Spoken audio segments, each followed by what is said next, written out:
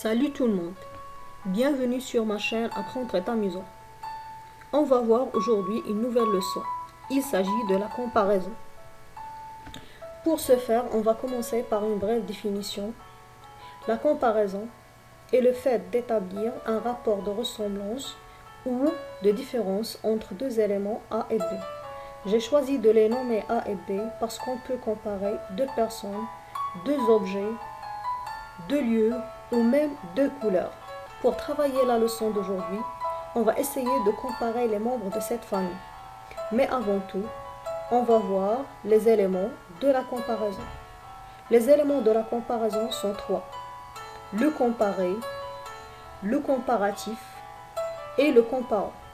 Et vous allez voir que le comparatif peut contenir deux expressions. On va voir l'exemple. La fille est moins âgée que ses parents. La fille et le comparé, ça veut dire c'est la personne qu'on va comparer. On va la comparer avec ses parents. Alors ses parents, c'est le comparant et vous avez l'expression de comparaison qui est le comparatif.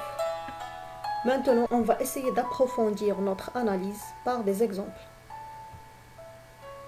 Alors, regardez bien l'image. On va commencer par la première comparaison. On va comparer la mère et le père. Vous allez remarquer que la mère a la même taille que le père. Ils ont la même taille.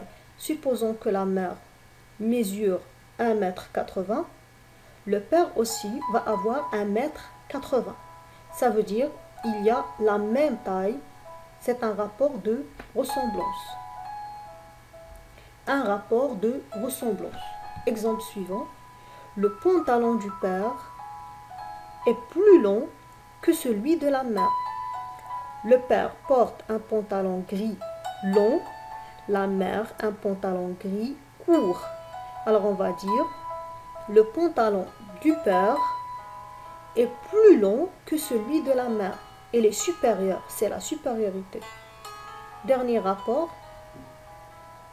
c'est lorsqu'on va comparer la fille. La fille a une petite taille par rapport à ses parents. Alors on dit, la fille est moins grande que ses parents. C'est l'infériorité, elle est inférieure. On peut, par exemple, si vous voulez simplifier, la ressemblance, on peut lui donner le signe égal, supériorité plus que, l'infériorité moins que. Maintenant, on va voir que ici, il s'agit de la comparaison parce que, à part le comparatif, il y a un autre rapport qu'on va voir dans les exemples. La mère est la plus mince. Vous allez constater ici que la définition qu'on a déjà vue n'est pas valide ici. Parce que vous n'avez pas l'élément A et l'élément B. Vous avez seulement un seul élément. La mère n'est comparée à personne. Elle est seule dans la phrase. Alors on dit la mère est la plus mince.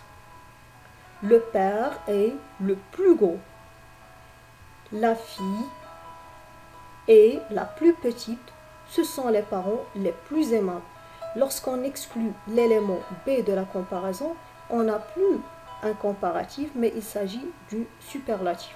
Alors vous avez la comparaison, élément A et B. Le superlatif, on garde un seul élément. C'est ça la différence entre la comparaison et le superlatif. Maintenant, on va essayer de récapituler. Alors, il y a 4 règles que vous devez retenir. Avec le nom, vous allez utiliser ces expressions plus de, que, moins de, que, autant de, que, parce que, bien sûr, pour utiliser le nom, vous allez l'introduire par l'expression de. Exemple, elle a plus de chances de réussir que son ami. Chance, c'est un nom.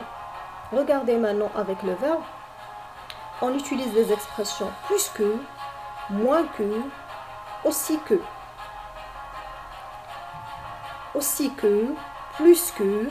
Alors, exemple, Amine a travaillé plus que Céline.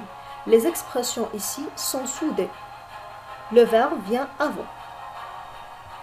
Dernière règle, avec les adjectifs et les adverbes, on utilise les expressions, mais cette fois, ils sont bien sûr décalés vous allez utiliser entre les deux expressions soit un adjectif, soit un adverbe. Exemple, l'enfant est aussi calme qu'un ange.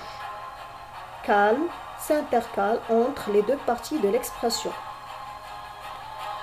Pour le superlatif, il s'agit d'utiliser une expression précédée par l'article la, le, les, plus, moins ou plus. Il y a d'autres expressions concernant le superlatif.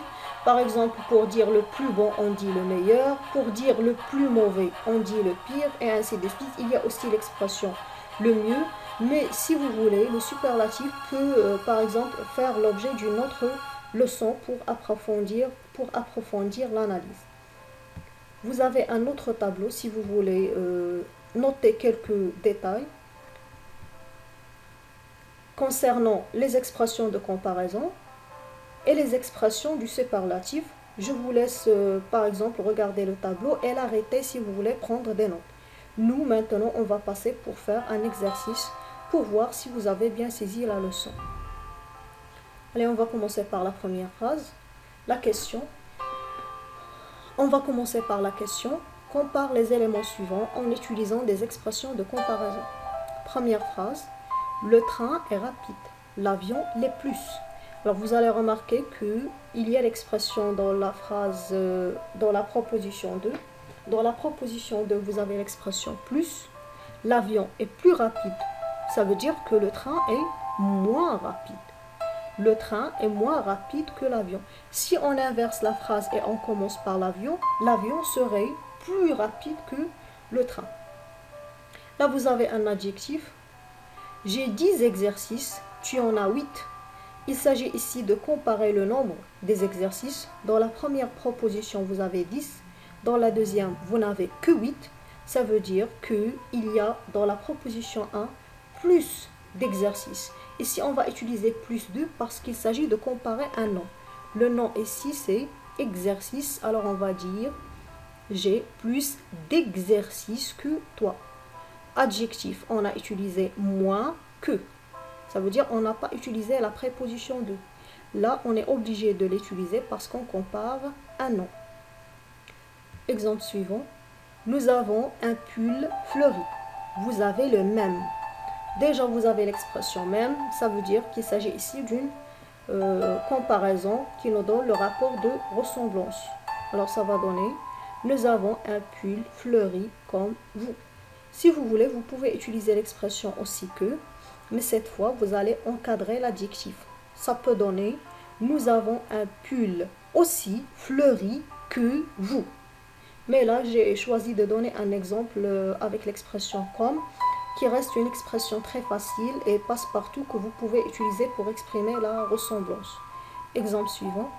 Il m'a envoyé 4 lettres, toi aussi. On va comparer le nombre de lettres. Vous avez un nom. Dans la première proposition, vous avez 4. Et dans la deuxième, vous avez aussi 4. Mais puisqu'on a un nom, on ne va pas dire aussi de lettres. On doit utiliser l'expression autant de. Ça va donner, il m'a donné autant de lettres que toi. Dernière phrase. Dans le panier, il y a 12 pommes.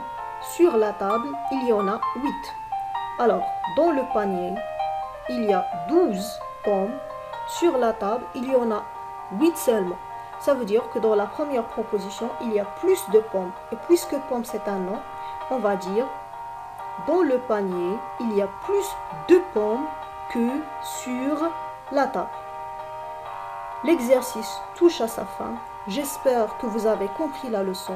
Si vous avez des questions, vous pouvez me les laisser dans les commentaires. Allez, je vous laisse. N'oubliez pas de vous abonner et d'activer la cloche de notification. Et à la prochaine.